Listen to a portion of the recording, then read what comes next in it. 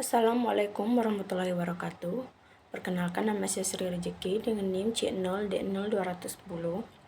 Kelas G Perpajakan, Prodi D3 Perpajakan, Fakultas Ekonomi dan Bisnis. Di sini saya akan menjelaskan presentasi PPT saya, yaitu tentang pajak pertambahan nilai, dengan dosen pengampu Bapak Wirmi Eka Putra, SE, MSI, CIK, CIKNR. 1. Definisi pajak pertambahan nilai. Pendahuluan.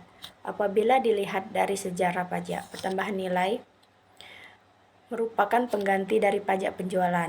Alasan penggantian ini dikarenakan pajak penjualan dirasakan sudah tidak lagi memadai untuk menampung kegiatan masyarakat yang belum mencapai sasaran kebutuhan pembangunan, antara lain untuk meningkatkan penerimaan negara, mendorong ekspor, dan pemerataan pembebanan pajak. Pajak penjualan mempunyai beberapa kelemahan, antara lain: 1. Adanya pajak berganda. 2. Bermacam-macam tarif. Ada 9 macam tarif sehingga menimbulkan kesulitan pelaksanaannya. 3. Tidak mendorong ekspor. Dan yang keempat, belum dapat mengatasi penyeludupan. Dasar hukum. Undang-undang yang mengatur pajak pertambahan nilai adalah Undang-Undang Nomor 8 Tahun 1983 tentang pajak pertambahan nilai, sebagaimana telah beberapa kali diubah, terakhir dengan Undang-Undang Nomor 42 Tahun 2009. Undang-undang ini disebut Undang-Undang Pajak Pertambahan Nilai 1984. Yang ketiga, pengertian. 1. Daerah pabean adalah wilayah Republik Indonesia yang meliputi wilayah darat, perairan, dan ruang udara di atasnya, serta tempat-tempat tertentu di zona eksklusif dan landasan kontingen yang di dalamnya berlaku undang-undang yang mengatur mengenai pabean. Kedua, impor adalah setiap kegiatan memasukkan barang dari luar daerah pabean ke dalam daerah pabean. Yang keempat, barang kena pajak. Pengertian. Barang kena pajak adalah barang yang berwujud, yang menurut sifat atau hukumnya adalah merupakan barang bergerak atau barang tidak bergerak, dan juga barang tidak berwujud. Jasa kena pajak. Pengertiannya. Jasa kena pajak adalah setiap kegiatan pelayanan yang berdasarkan suatu perikatan atau pembuatan hukum yang menyebabkan suatu barang, fasilitas, kemudahan atau hak tersedia untuk dipakai, termasuk jasa yang dilakukan untuk menghasilkan barang karena pesanan atau permintaan dengan bahan dan atas petunjuk dari pemesan. Yang keenam, pengusaha kena pajak. 1. Pengertian. A. Pengusaha adalah orang pribadi atau badan dalam bentuk apapun dalam kegiatan usahanya, pekerjaannya menghasilkan barang, mengimpor barang, mengekspor barang, melakukan usaha perdagangan, memanfaatkan barang tidak berwujud dari luar daerah pabean, melakukan usaha jasa termasuk mengekspor jasa atau memanfaatkan jasa dari luar daerah pabean. Yang selanjutnya, B. Pengusaha kena pajak.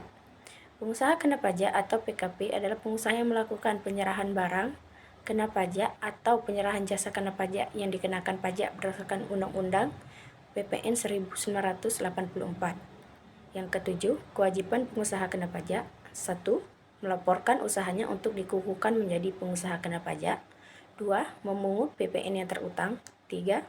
Menyetorkan PPN yang masih harus dibayar dalam hal pajak keluaran lebih besar dari pajak masukan yang dapat dikreditkan, serta menyetorkan pajak penjualan atas barang mewah yang terutang.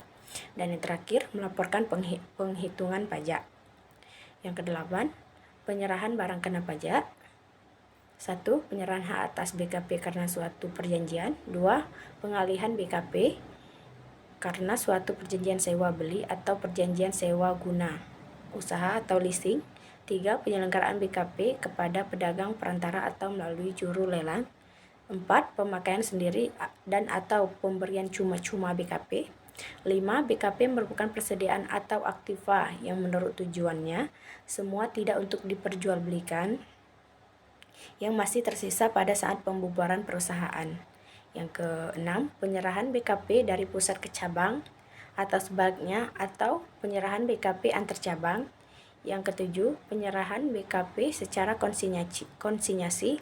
Dan yang terakhir, 8, penyerahan BKP oleh pihak KPK dalam rangka perjanjian pembiayaan yang dilakukan berdasarkan prinsip syariah, yang penyerahannya dianggap langsung dari PKP kepada pihak yang membutuhkan BKP. 8. Objek pertambahan nilai.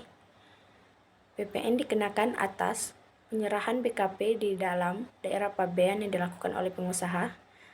Syarat-syaratnya adalah: A. Barang tidak berwujud diserahkan merupakan BKP. B. Barang yang tidak berwujud yang diserahkan merupakan BKP yang tidak berwujud. C. Penyerahan dilakukan di dalam daerah pabean. Dan yang D. Penyerahan dilakukan dalam kegiatan usaha atau pekerjaannya. Dan 2. Impor BKP. Dan yang ketiga, penyerahan JKP di dalam daerah pabean yang dilakukan oleh pengusaha. Syarat-syaratnya adalah jasa yang diserahkan merupakan BKP, penyerahan dilakukan dalam pabean, penyerahan dilakukan dalam rangka pekerjaan. Baiklah, itu saja yang dapat saya sampaikan. Lebih dan kurangnya saya mohon maaf. Pada Allah saya mohon ampun. Saya akhiri. Wabillahi taufiq wal hidayah. Wassalamualaikum warahmatullahi wabarakatuh.